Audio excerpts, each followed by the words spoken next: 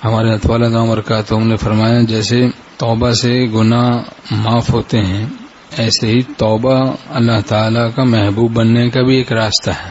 تو توبہ استغفار کا خوب اہتمام کرنا چاہیے۔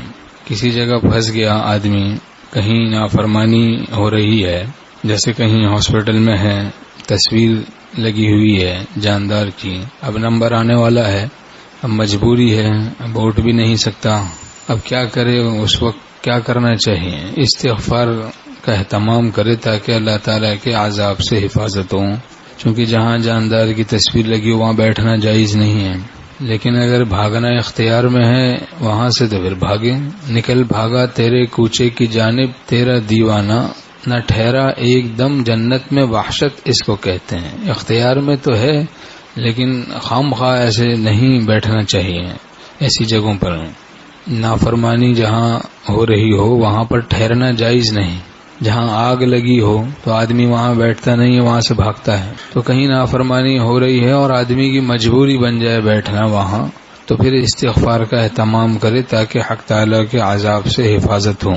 مشرکین مکہ وہاں طواف کرتے تھے اور کفر کے ساتھ بھی طواف کرتے تھے، اور غفرانہ کا اللہ سے معافی مانگتے تھے۔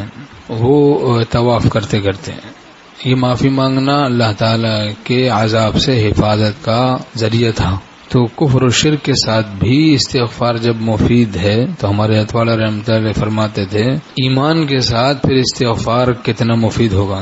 یعنی وہ کفر و شرک کے ساتھ دنیا میں بعض عذاب سے محفوظ رہتے تھے استغفار کے اہتمام کے ساتھ، لیکن آخرت کے عذاب میں تو ضرور پھر مبتلا ہوں گے ہمیشہ کے لیے۔ اور جو ایمان والے ہیں تو وہ پھر کیسے محروم رہیں گے بھائی؟ ما كان الله ليعذبهم وانت فيهم وما كان الله معذبهم وهم يستغفرون۔ جب تک یہ نبی آپ ان میں موجود ہیں ہم ان کو عذاب نہیں دیں گے، اور جب تک یہ لوگ استغفار کرتے رہیں گے ہم ان کو عذاب نہیں دیں گے۔ تو استغفار کا اہتمام سے اللہ تعالیٰ کے عذاب سے حفاظت ہوتی ہے۔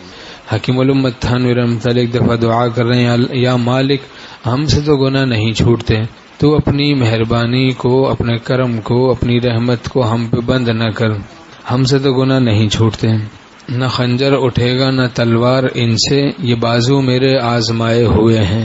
بار بار گناہ ہو جائے بار بار توبہ کریں۔ حکیم الامت تھانوی رحمۃ اللہ نے فرمایا بار بار بخار چڑھے، روز بخار چڑھے روز دوا کھاؤ، روز بخار چڑھے تو روز دوا کھائی جاتی ہے، ایسے روز گناہ ہو جائے تو روز استغفار کا اہتمام کرنا چاہیے۔